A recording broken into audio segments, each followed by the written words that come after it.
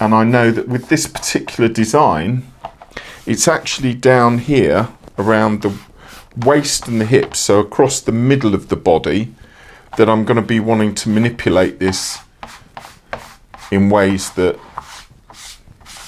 she might argue with me a little bit. And this is the point at which we have the battle of wills. So remember, we're not soaking it, we're using cold water, so it's going to have time to form and dry.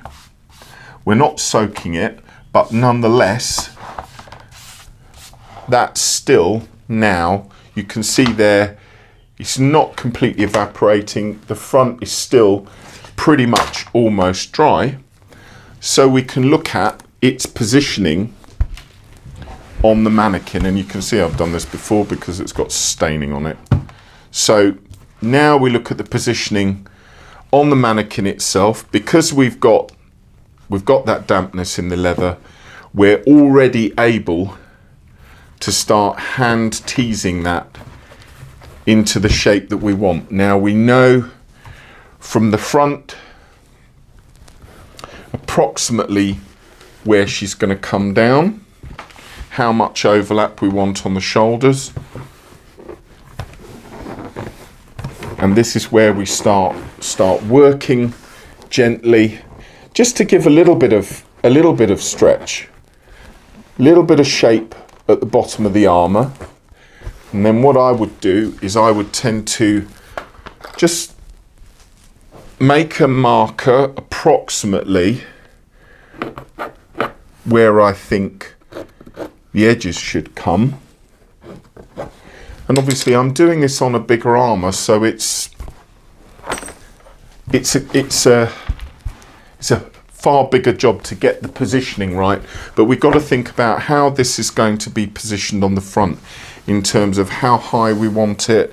So now we can see, if we look there, that is going to be positioned about here. So we mark on the front, just a line all the way round, and we know that that's the front position, so it sits nicely. Now I do it this way round because the back of the armour will always go under the front or the back of the costume. And bear in mind, this is, as much as anything, this particular piece, I never wanted it as a straight, this is specifically for combat, because, and that's, you know, we've got a goodly amount of detail in this, but as you can see, just exerting some gentle weight and pressure, we're already starting to hand stretch down, and it's getting its shape. But now, the slightly clever bit, cohesive bandages.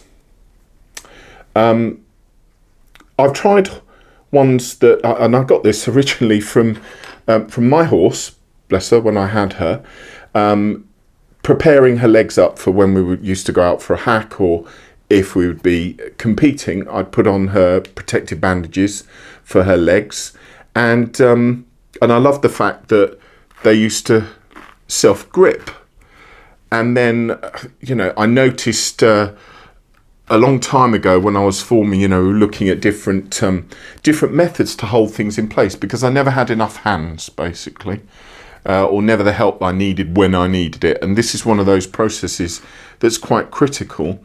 Think of these as a set of hands, because the beauty of this, he says, wrestling slightly, is that they grip.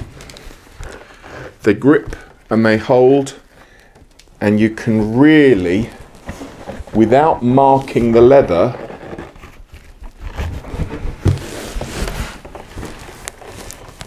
get that nice shape in there. So just pushing it down to the lines, making sure that we're down to the lines that match the front. We can hold it in place.